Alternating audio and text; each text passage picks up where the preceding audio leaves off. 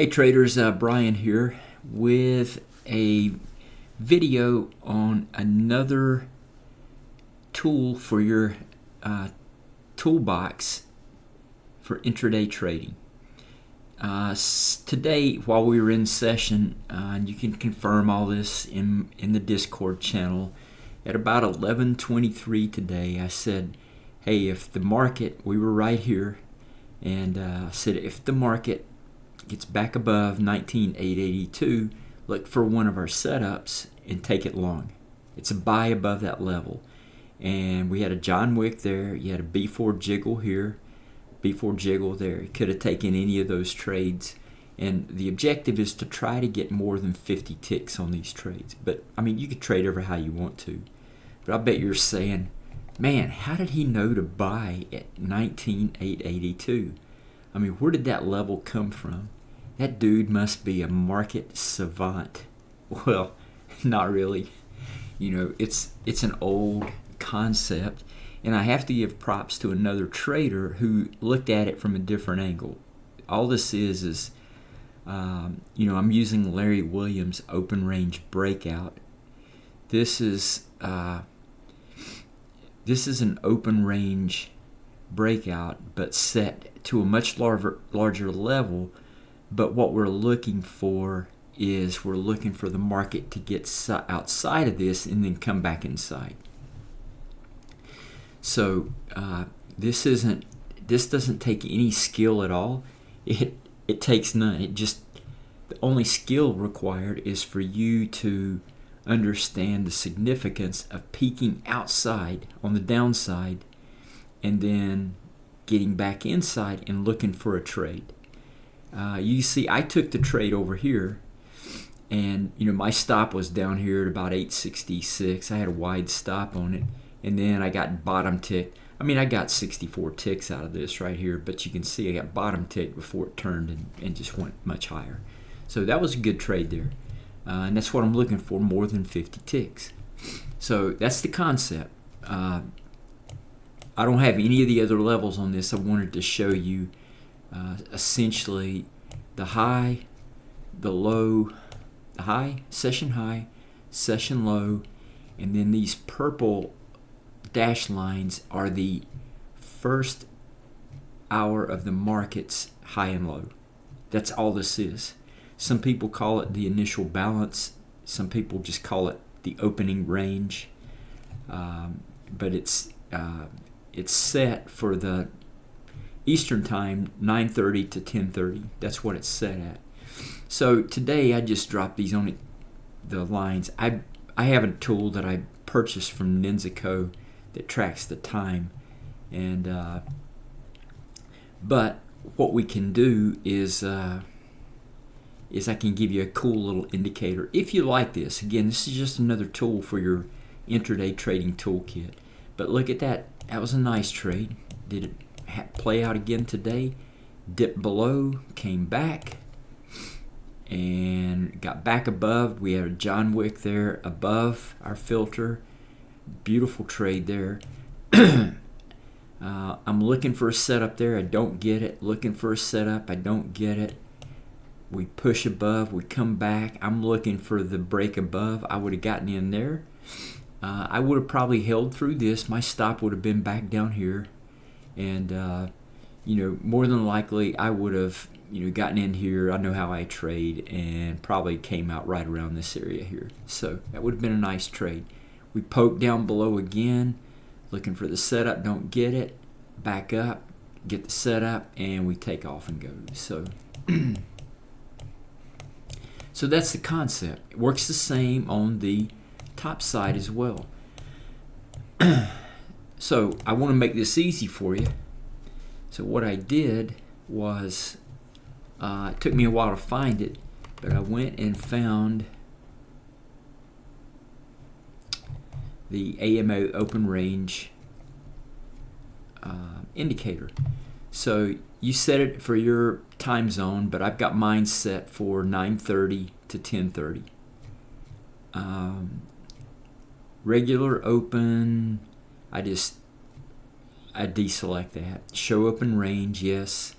Show opening range midline. Yes, I want to know where the midpoint between all of these levels are, because the midpoint is crucial. Show labels. Yes, that's really all you have to do. You can change your colors to whatever you prefer and how it looks, but this is, let's go ahead and activate it, and bam, there you go. So now you don't have to draw lines like I did today. I just did that because I didn't have the indicator, and I was using my own indicator that just stops at the time frame where I have it stopping at. So anyway, let's go back here. I want to just scroll through some of these open range sessions and just kind of quickly second and third gear run throughs on these things, just to show you kind of the logic. Okay, so here's the open range highlighted.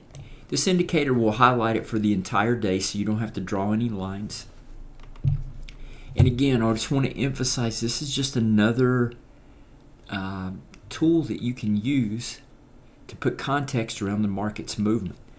So it doesn't mean I'm not going to take trades inside the open range. A setup is a setup, especially if one of my other levels are inside this open range here and I get a setup. I'm going to take that for sure. But this just gives me another piece of context on when a market moves. And this is very clear. You want to know where markets can potentially turn when they've been extended. Yeah, this is it right here. It's out that first hour's initial balance or open range, and if it comes back inside, there's a good chance it goes back all the way down to the other side of this. I say some people will say 85%. I don't think that's true for this. I think it's about a 40, based on what I've seen, about a 40% chance it goes all the way back through to the other side. All right, so you can play these with our other levels and everything. I mean, here the filter's red. We bounce up against that. We don't get in, and we get the failure. So if you miss that, you get these little wicks right here. You can take the trade. Those are great trades right there. All right, so here we go. We get back up inside. You're waiting for the setup. Now, a close back inside of this, that gives you the authority, I guess, or the go-ahead to go ahead and take the trade. You can give it some more room if you want to. You can buy above that swing high. That swing high right there if you wanted to. That's an entry. If you miss all of those, everything, you come back down and you try to get in on this little pullback here. Okay? But look what happens here. This is the midpoint. So, if you're holding, that could be first target for you if you ever get in one of these and they just run like a banshee. Just remember, first target should be that midpoint. Or if you're trading, try to get more than 50 ticks and you end up with 60, 70, or 80. Hey, that nice trade, super nice trade. Now here we get above, we come back in, and look right there. We get in here, but there's no setup. We get in here, and there's a John Wick. So I would take that. I would probably take this trade. I'm going to give it one or two chances. But again, just take what I'm saying with a grain of salt, because I am only looking for one good trade a day. If I get 50 ticks, I'm done. That's it. That's all I'm doing. I'm just going over all these potential setups here in accordance with the rules. I'm not taking every one of these. I get one and done. I'm done. Donezo for the day. So here's one that meets it too. It gets out, but it closes back inside. And again, I know how I trade. I would have put a sell stop underneath this John Wick. I wouldn't have gotten much on that. In fact, I probably would have been a break-even trade. But, you get the opportunity, if you're playing the levels, if it fails to turn and come back inside, all of these levels, you got to flip your thinking quickly if you're playing both sides. Here's the John Wick outside of that, takes you back up for a nice trade. We bust back out, John Wick right outside, testing that, back up again. So again, just another toolkit for you to use to put some context around the movements. That's what I like about it. I mean, my setups are my setups, but if I've got a target or a logical place where the markets can turn or where they should run from, I mean, that means all the world to me. All right, here we go. Peak above, beautiful. Only thing is, I don't get a setup in this right here, and I wouldn't have. I mean, that one runs right to midpoint. So, yeah, I'd like to tell you I would have entered in this right here. Because I know how this trades, my logical place for me to put a sell stop would have been underneath this first John Wick, the break of that. That was significant. These John Wick bottoms are significant because there's enough buying right here to turn this market and push it back through.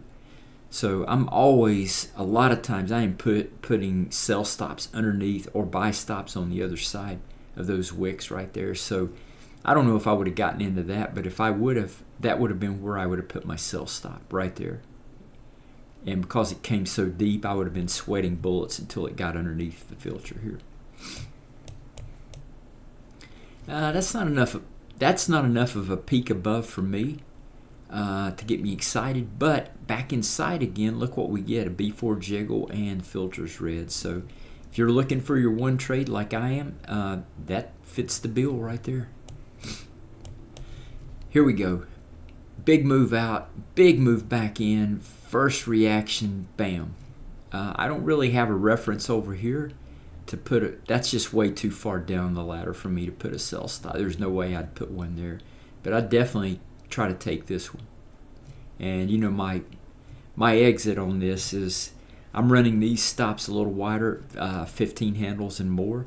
So to give them room to flush around inside this. So yeah, just use your own judgment on how you like to trade. All right, here we go. This is a beautiful trade here.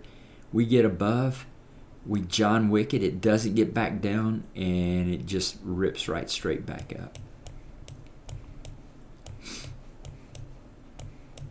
So you can use this ever how you want to, but I think it's pretty neat.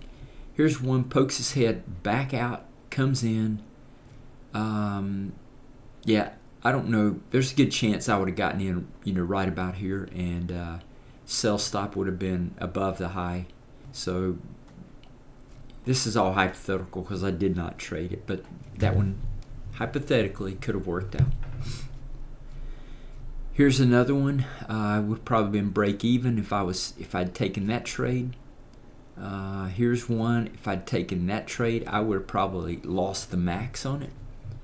And if we come back in here, yeah, I could have a break-even trade. So this was a tough one to trade here, and I don't know how I would have fared. I probably would have been a net loser on these, just because I know how I trade.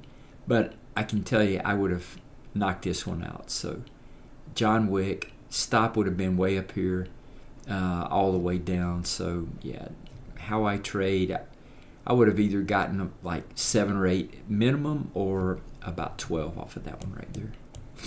No setup there, wouldn't have taken. John Wick inside, beautiful down. Poked above, you got the close. Stop would have never been close to even in jeopardy, so you could have gotten some out of that one right there. So